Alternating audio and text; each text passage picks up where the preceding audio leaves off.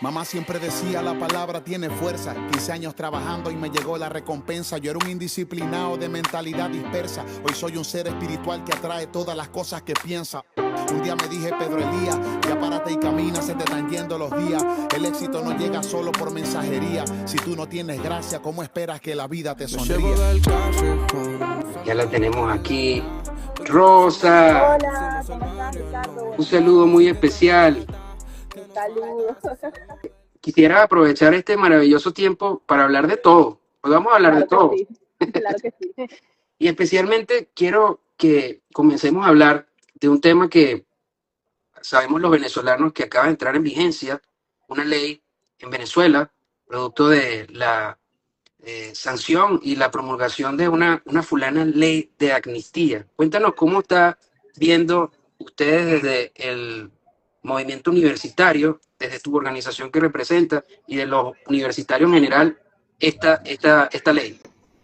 Bueno, evidentemente resultó aprobada la ley de amnistía y el mayor miedo que nosotros teníamos, lamentando el caso, se materializó, que fue que nosotros exigíamos que esta ley de amnistía no fuese a puerta cerrada, ¿no? Ujú. Y que la discusión de dicha ley evidentemente tuviera las observaciones de, bueno, los estudiantes del derecho, los decanos de las facultades de Derecho incluso hicieron sus observaciones respecto a la ley, las cuales no fueron tomadas en cuenta al final. La ley se aprobó como ellos les dio la gana, como ellos están acostumbrados a hacer las cosas, y a nosotros nos preocupa muchísimo, ¿no? Porque evidentemente nosotros queremos que esta ley pueda ser transparente, o bueno, queríamos, porque ya al final fue aprobada, ¿no? Así Queríamos es. que esta ley fuese transparente y pudiese representar a todas las personas que están presas por razones políticas. Pero lamentando el caso, vamos a ver cuáles son las próximas acciones que ellos van a desplegar. Pero bueno, así como el 8 de enero dijeron que iban a encarcelar un número importante de presos políticos, así como dijeron que iban a cerrar el helicoide y que lo iban a convertir en un centro cultural y deportivo, y hasta el sol de hoy no lo han cerrado, y hasta el sol de hoy todavía tenemos presos políticos. Al final lo sabemos, ¿no? A ellos les gusta decir muchas cosas en cámara y hacer como que siempre su maquillaje, pero con esa actitud las cosas no se materializan. Y por eso es que nosotros estamos aquí constantemente exigiendo y haciendo lo que podemos, porque, bueno, sabemos cómo ellos están acostumbrados a jugar sus cartas.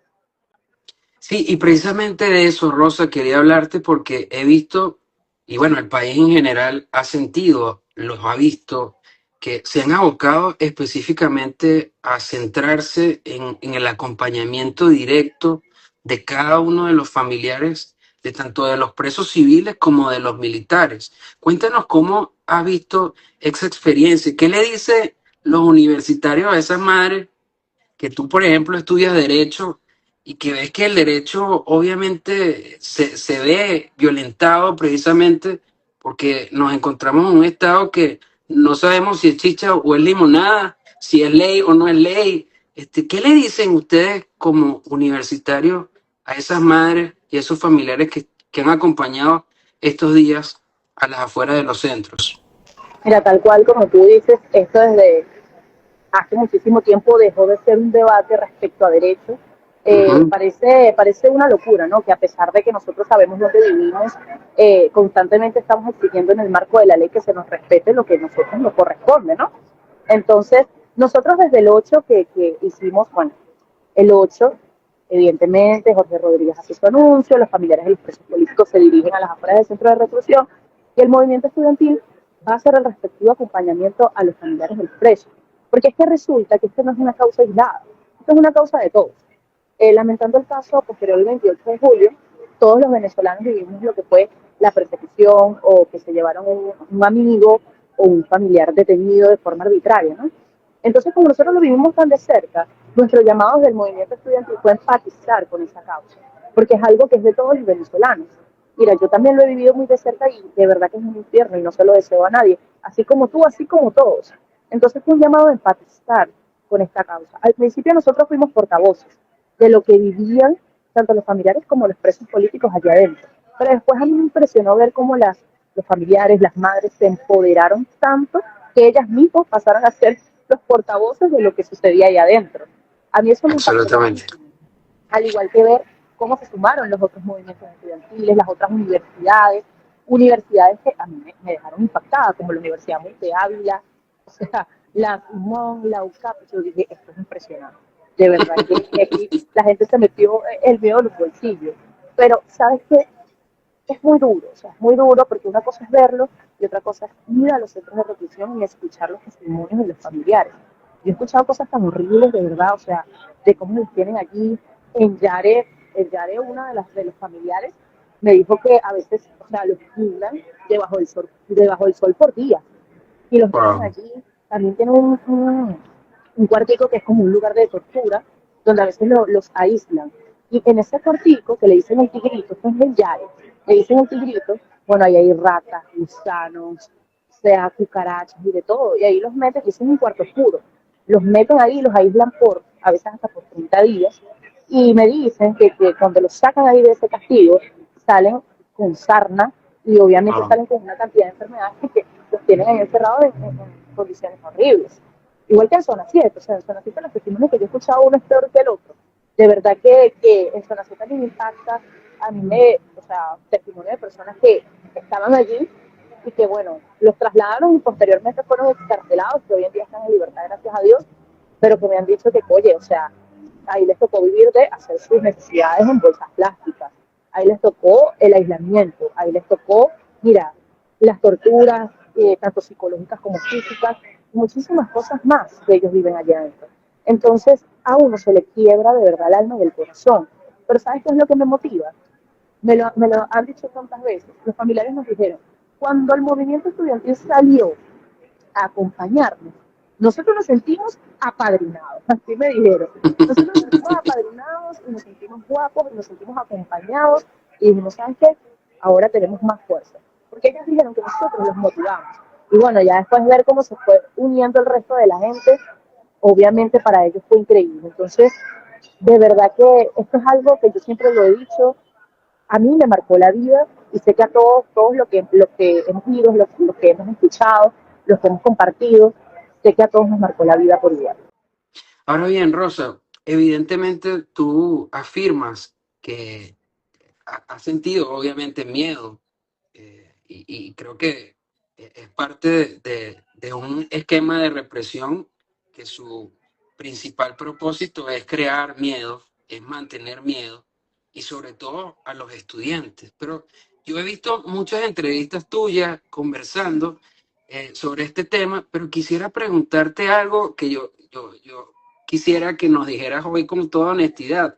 ¿Qué piensan tus padres, Rosa? ¿Qué te Bueno, dice tu familia de lo que estás viviendo, de cómo conducirte? Ellos se sienten preocupados. ¿Cómo has manejado tú eso? claro, mira, mi familia siempre ha sido un pilar fundamental en todo este proceso. Yo siempre, evidentemente, mi familia ha sentido temor, pero desde el primer momento en el cual yo asumí la responsabilidad de todo. O sea, en el momento en el que yo decidí militar en 20, en el momento en el que yo decidí después asumir la responsabilidad de la federación, mi familia siempre como que tenía miedo y me decían, conchale hija, pero es que me preocupa. Pero ellos siempre me han apoyado en todo y ellos me dicen, pero bueno, si lo vas a hacer, quiero que sepas que aquí estamos nosotros para apoyarte. Y mira, mi familia ha sido de verdad un pilar fundamental en todo este proceso. Yo Gracias creo a que Dios. sin ellos no hubiese podido llegar hasta aquí. O sea, mi mamá, mi papá, mi hermana, mis tíos siempre están constantemente pendientes. Yo no vivo con ellos, evidentemente por cuestiones de seguridad, pero sí obviamente los veo, los visito, todo esto, y ellos siempre, todos los días me están escribiendo un mensaje, me hacen una llamada, ¿cómo estás? Hija, te estoy viendo mucho por ahí, guárdate un poquito, bájale dos, pero mira, siempre me han apoyado en todo, porque aparte ellos son muy como nosotros. Y como nosotros digo que ellos también les mueve ese sentimiento del país y ese sentimiento le corre por las venas, ¿sabes? Entonces ellos al mismo tiempo dicen, ¿sabes qué, hija? Sí, yo estoy orgulloso de ti, que hayas asumido la responsabilidad y nosotros te apoyamos. Además, mi mamá y mi papá me han acompañado a movilizaciones, a de todo, ¿sabes? Ellos han estado allí conmigo, mi hermanita también, ¿sabes? A pesar de que es una niña de 15 años y siempre han estado aquí conmigo. Entonces, yo creo que es también como que lo entendieron y cuando lo entienden, se vuelven un apoyo para ti que estás en todo este proceso. Rosa, a raíz de todo este proceso que hemos venido viviendo, obviamente estamos de acuerdo que la Venezuela de hoy no es la misma Venezuela que estábamos viviendo hace 2 meses atrás. Evidentemente, ¿crees tú que los estudiantes hoy en Venezuela tienen un poder específico? Mira, sin duda alguna, después de los hechos que sucedieron el 3 de enero, el país que tenemos es completamente distinto, ¿no? Y bueno, entendiendo que tenemos un país distinto, los estudiantes se empoderaron respecto a todo, ¿no? El movimiento estudiantil siempre ha estado presente, porque hay gente que dice, bueno, ahorita es que el movimiento estudiantil está apareciendo, pero no es así, o sea, el movimiento estudiantil salió a desconocer en su momento a Nicolás Maduro, Totalmente. ¿sabes? En enero. Entonces, ¿qué pasa? Evidentemente, en esta oportunidad se abre una puerta por donde, una puertica en la cual todos estamos allí metiéndonos, y digo todos porque somos todos los venezolanos, ¿no? Entonces el movimiento estudiantil se ha empoderado en torno a todo, en torno a lo que está viviendo el país ahorita. Y también hemos entendido que, oye, esto es una responsabilidad que nosotros tenemos. Tenemos todos nosotros, no solo el movimiento estudiantil, tenemos los venezolanos, ¿sabes? Esta es una oportunidad que no podemos perder. Ahora, incluso, Mira, de verdad que no podemos desaprovechar. claro, te lo digo porque incluso vimos un encuentro de la dirigencia estudiantil en la Universidad Central con la presidencia temporal del país directamente. ¿Cómo sentiste tú ese reconocimiento? Porque ella incluso entiendo que fue estaba pasando por allí, pasó donde estaban ustedes respetuosamente expusieron sus posiciones, o sea que de alguna manera, por primera vez desde hace mucho tiempo, hubo un reconocimiento a la labor estudiantil, a un movimiento organizado que viene trabajando desde hace tiempo. ¿Cómo ven ustedes esto? ¿Ustedes están midiendo que realmente ustedes, como estudiantes universitarios en Venezuela, están conscientes del gran poder que ustedes mismos tienen? Mira, tal cual. Y fíjate que, discúlpame, tengo un poquito de gripe. Resulta que ese día, bueno, yo no estaba en la universidad, ¿no? Pero lo que me cuentan los muchachos es que primero no se sabía que Delcy como que iba a estar allí, o sea, no se sabía que iba a ir, pero había como mucho movimiento extraño en la universidad. Lo que resultó en que evidentemente ellos se le prendieron las alarmas, después se corrieron los rumores de que por allí estaba Delcy, entonces ellos salieron de la federación todos a ver dónde estaba. Dicen, ok, si ella está aquí, ¿dónde está? Y entonces se tuvieron que dividir en dos grupos para poder ver por dónde estaba, ¿no? Entonces, cuando uno de los grupos le encuentra, dice, mira, está aquí, vamos todos, y se encontraron donde estaba ella, ¿no? A mí me sorprendió el hecho de que ella se haya dirigido hasta ahí, pero yo también digo, ¿sabes qué? Al final ella es un sevista. Y yo siempre constantemente lo repito, ella debería estar a la altura de lo que necesita el país en este momento. O sea, el país necesita una transición política organizada y que represente, evidentemente, lo que expresamos los venezolanos, lo que se expresó el 28 de julio y lo que se puede expresar las veces que sea necesario, porque los venezolanos estamos claros de lo que queremos, ¿no? Entonces, la figura que ella tiene que cumplir y el rol que ella tiene que cumplir en este momento es precisamente que se comporte a la altura de su casa de estudio de donde ella viene, que se comporte a la altura de un sevista y que reconozca lo que ella tiene que hacer. Entonces, el hecho de que ella se haya segregado a la dirigencia estudiantil y que, bueno, los profesores le hayan hecho las exigencias de los procesos políticos y todo, evidentemente, primero que nada, a mí me pareció demasiado valiente por parte de mis compañeros, porque yo dije, mira, hay que tener los pantalones bien puestos para hacer eso, de verdad que hay que tener. Absolutamente. Entonces, a mí me impactó muchísimo, yo de verdad que los felicité, y igual me sorprendió ella, aunque su reacción evidentemente fue como muy, ¿sabes? Como de rechazo, pero fue y le dio la mano a los muchachos y le dijo, sí, mira que esto puede ser evidentemente una señal de algo, ¿no? Al final, y como te digo, esto que estamos viviendo ahorita es irreversible, y yo creo que ellos me parecen muy claros de que aquí nosotros no les queremos en el poder. O sea, ellos están ahí para cumplir el rol que tienen que cumplir, que es el rol de la transición, pero más allá de eso, ellos no pueden quedarse allí, porque nadie los quiere allí tampoco, nadie confía en ellos. Sí, bueno, pero sin duda, obviamente, el país se detuvo en esas manos, en esa pequeña reunión. Creo que desde hace muchísimo tiempo esto no sucedía. ¿Es así? Tal cual, es así. Sí, sí, sin duda alguna. Ahora, Rosa, evidentemente, tras esta postura que ha pasado, incluso hoy hemos estado revisando que en este momento se están realizando están anunciando algunas liberaciones. ¿Crees tú que esta ley satisface todas las expectativas del movimiento universitario? Mira, creo que, como te comenté anteriormente, tendríamos que ver, porque las observaciones que se hicieron respecto a esta ley de amnistía no fueron tomadas en cuenta. Se aprobó la ley de amnistía como se tuvo que aprobar, y genuinamente nosotros tenemos que ver cómo se va a dar eso en la práctica, ¿ok? Porque siempre ellos también como que, como te digo, dicen una cosa y terminan haciendo otra completamente distinta. Vamos a ver cómo se va a comportar esta ley de amnistía que ellos aprobaron en la Asamblea Nacional. Vamos a ver si evidentemente va a ser transparente, vamos a ver si va a cumplir con las condiciones, vamos a ver si las excarcelaciones van a ser sin condiciones, que esto es súper importante. Y bueno, veremos porque todavía hay muchas personas que siguen tras las rejas de forma injusta. Rosa, te veía reunida hace poco cuando liberaron a Juan Pablo y que le pudiste dar un abrazo. Qué palabras se dijeron? ¿Qué palabras él te dijo? ¿Qué representa para ustedes esta liberación? Mira, yo te voy a decir algo. Cuando nosotros llegamos a la Plaza Madariaga, yo todavía sentía que estaba como un shock. O sea, yo sentía que no entendía lo que estaba pasando. Yo llegué y yo decía, Dios mío, ¿qué está pasando? No entiendo. Veía gente con banderas con veía a la gente con las camisas de comando con Venezuela. Y yo decía, ¿qué? Entonces, como decía yo. Entonces, claro, posteriormente llega Jesús en una moto por un lado, después llega Juan Pablo por la otra. Yo le di un abrazo súper grande a Jesús porque, bueno, Jesús Armas, evidentemente, yo lo conozco también desde hace rato. Profesor de la UCB. Me alegró muchísimo poder verlo y yo le di un abrazo y él me dijo, no, que yo estoy demasiado orgullosa de ti, que no estoy orgullosa de ti, broma y tal. Y la gente se hablaba por un brazo y por el otro como si fuera un muñequito, ¿no? Y después fui por el otro lado, porque Juan Pablo llegó por el otro lado de la plaza. Entonces fui y recibimos a Juan Pablo, todo el mundo quería darle un abrazo, todo el mundo quería.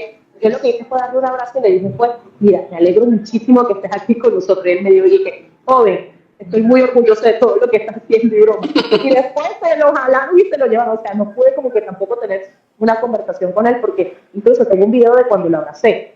Porque es que todo el mundo estaba tan eufórico y tan emocionado, que todo el mundo se le lanzaba y todo el mundo, era la emoción de lo que se sentía. Y como ellos salieron, ¿no? Ellos salieron y ellos dijeron, ¿sabes qué? Me metí todo en el bolsillo, moto, bandera, diciendo todo lo que tenían que decir, dando sus declaraciones. Eso de verdad a mí me impactó. Wow. O sea, esto sí tiene los pantalones de verdad súper bien puestos, muy bien puestos. Así es, ¿crees que este tipo de liberaciones si sigan dando, bueno, hemos tenido noticias de su liberación, pero por ejemplo, liberaciones como la de Perkin, aún como tal no se han podido materializar? ¿Qué otras acciones esperan ustedes como movimiento ir realizando si estas no se realizan, no se ejecutan? Bueno, todas las personas nos preguntan incluso si nosotros vamos a seguir movilizados y articulados, haciendo concentraciones, haciendo movilizaciones y haciendo distintas actividades. Y sí, lo vamos a seguir haciendo. Y no solo hasta que liberen el último preso político, porque eso nosotros lo dejamos muy claro, y que estas libertades sean plenas, y que cierren los centros de tortura, que los exiliados puedan volver a su patria de forma segura, sin persecución y sin nada. Esos son, mira, nosotros tenemos dentro de eso nuestras primeras exigencias. Sino que además, nosotros vamos a seguir articulados y movilizados, porque nosotros queremos una transición democrática dentro de nuestro país, y que haya las condiciones para que se dé esa transición. O sea, no es como que, porque a mí me preguntaron estos días, no, que ellos están haciendo ciertas mejoras económicas en el país, entre otras cosas, y yo, sí, evidentemente, y ok que lo hagan, pero a ellos no se les puede olvidar que nosotros no los queremos allí, y que nosotros vamos a seguir exigiendo y exigiendo, porque lo que los venezolanos queremos es una transición democrática en nuestro país, y que nos represente a nosotros. Nosotros no confiamos en los hermanos Rodríguez, que son los que están ahorita en el poder, y nadie aquí, o sea, los venezolanos no confiamos en ellos. Y vamos a seguir con las exigencias. Porque, ¿sabes qué, Ricardo? En este juego parece que hay como dos lados. Están los hermanos Rodríguez por un lado, que son los que están encargados ahorita del poder, y por el otro lado está el gobierno de los Estados Unidos. Pero hay una parte muy importante que no está siendo tomada en cuenta, y es la sociedad venezolana. ¿Y qué es lo que quiere la sociedad venezolana? Por eso la articulación, por eso las movilizaciones, las concentraciones. ¿Por qué? Porque la sociedad venezolana, o sea, somos los que estamos aquí y los que nos comemos constantemente las verdes, los que estamos en terreno, los que estamos en tierra, entonces, ¿dónde están siendo escuchadas nuestras exigencias? Mamá siempre decía la palabra tiene fuerza. 15 años trabajando y me llegó la recompensa. Yo era un indisciplinado de mentalidad dispersa. Hoy soy un ser espiritual que atrae todas las cosas que piensa. Un día me dije, Pedro Elías, ya párate y camina, se te están yendo los días. El éxito no llega solo por mensajería. Si tú no tienes gracia, ¿cómo esperas que la vida te sonría?